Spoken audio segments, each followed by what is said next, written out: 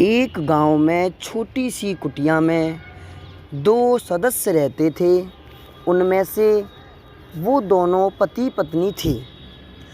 उनकी बहुत पूजा पाठ के उपरांत भी कोई बेटा उत्पन्न नहीं हुआ। जब बच्चे का जन्म नहीं हुआ था तो गांव वाले सभी उन्हें ताने दे देकर सताने लगे थे कि ये तो बांझ है, इसका कोई पुत्र नहीं है और ये हमारे पुत्रों को क्यों घूरती है। वो सभी के बच्चों को देखकर उसके मन में एक ममता जागरूक होती थी। उसे लगता था कि मेरा भी एक बेटा मिल जाए, मुझे भी एक बेटा की उत्पत्ति हो जाए। तो उसे एक ब्राह्मण देव ने बताया कि आप प्रभु का जप करिए। तो उन्होंने 1.5 साल तक प्रभु की कठिन तपस्या की। उसके उपरांत उनको एक पुत्र की प्राप्ति हुई। बहुत गरीब परिवार था और कुछ समय बाद जब उनका पुत्र ने जन्म लिया तो पुत्र के नामकरण के समय उनके पिता का देहांत हो गया। पिता के देहांत के बाद वो बूढ़ी महिला अकेली पड़ गई बेचारी। अब उसका एक छोटा सा बेटा था। अपने बेटे को उस माता ने संभाला और अपने बेटे को उसने पढ़ाया लिखाया। उसे याद था कि उसका पति कहता था, अगर मैं ख़त्म हो जाऊं तो मेरे बेटे को एक कलेक्टर ज़रूर बनाना। उसने अपने बेटे को खूब पढ़ाया। दूसरों के बर्तन धोने जाती थी, कपड़े धोने जाती थी, चौका बर्तन भी करती थी, लेकिन अपने लाल को किसी भी चीज़ की कमी नहीं होने देती थी। उसने अपने बेटे को पढ़ाया लिखाया और इस काबिल बनाया कि एक दिन वो कलेक्टर बन गया। कलेक्टर जब बन गया तो वो बूढ़ी महिला अपने बेटे को फ़ोन करके कहती थी कि बेटा अब तो घूम जा, अब तू कलेक्टर बन गया। बेटा कहता था, माँ यहाँ पर बहुत सारा काम है, मैं नहीं आ पाऊँगा। धीरे धीरे माँ बड़ी बूढ़ी हो गई, बुढ़ापा नज़दीक आ गया। एक दिन माँ की तो ममता अनोखी ही होती है, नहीं मानी, अपने बेटे से मिलने शहर को चली गई। जब वो शहर में पहुँची तो उनको इतना तो पता था कि वो किस शहर में रहते हैं और वहाँ का एसडीएम यानी वो एक अधिकारी है, डीएम है। तो बेचारी माता चली चली, ठोकर खाती हुई किराए से भाड़े से जो पैसा था उसे लेकर चल दी। और जैसे ही वो पूछते पूछते एक डीएम की कोठी पर पहुंची तो वहाँ एक चौकीदार बैठा था। उसने चौकीदार से कहा, अरे भैया, इस घर में जो बालक रहता है उसको ज़रा बुला दो, वो मेरा बेटा है। उससे कह देना तेरी माँ तुझे बुला रही है।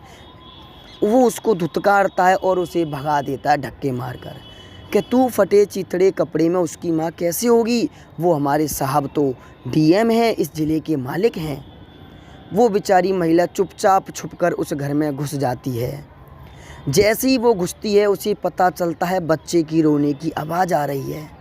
माँ तो माँ होती है, वो अपने समझ जाती है कि मेरा पोता भी है।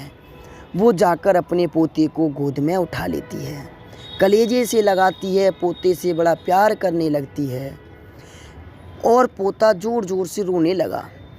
तो उसकी पत्नी आकर कहती है, क्यों रो रहा है? तो उसने देखा कि एक बुढ़िया औरत उसके बेटे को गोद में लेकर खड़ी है। वो चिल्लाकर अपने पति को बुलाती है, देखो ये कौन है, मेरे बच्चे को चुरा कर लेकर जा रही है। इतने में उसके बेटे ने जब देखा तो ये तो मेरी माँ है, तो उसने कहा, वो इतना लज्जित हुआ अपने आप पर, अपने पद पर, कि वो अपने माँ को सम्मान करना भूल गया पत्नी के सामने। उसने अपनी माँ को एक बुढ़िया बता दिया और कहा, गार्डों से, चौकीदारों से इस बुढ़िया को बाहर निकालो, ये मेरे घर में कैसे आ गई, मेरे बच्चे को कैसे ले जा रही है। वो बेचारी कहती रही कि तू मेरा बेटा है, भूल गया मैंने तुझे कैसे कैसे बड़ा किया है। आज तुझ पे पैसा गाड़ी आ गई तो तू अपनी बूढ़ी माँ को भूल गया।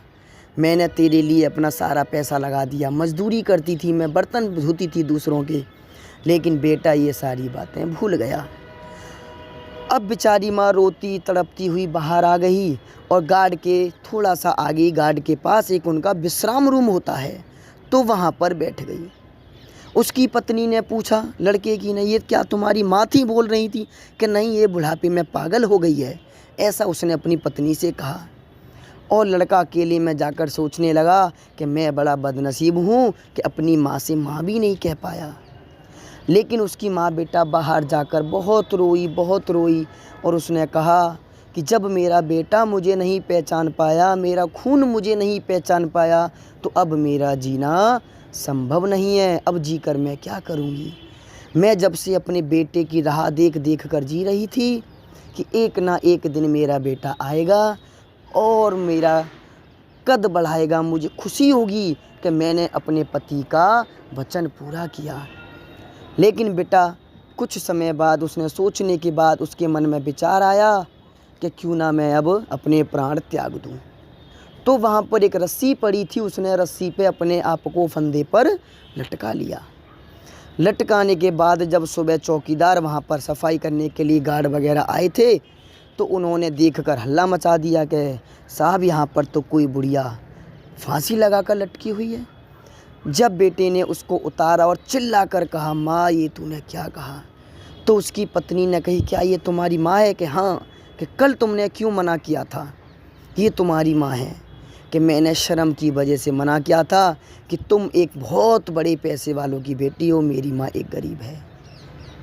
तो उसने कहा कि मैं कितना बदनसीब हूँ, जिस माँ ने मुझे यहाँ तक पहुँचाया, आज मैं उस माँ को पल भर की खुशी भी नहीं दे पाया। तो इस कहानी से अगर आपको थोड़ा सा ज्ञान मिले तो आप बच्चियों अपने माँ बाप की बुढ़ापे में सेवा ज़रूर करिए।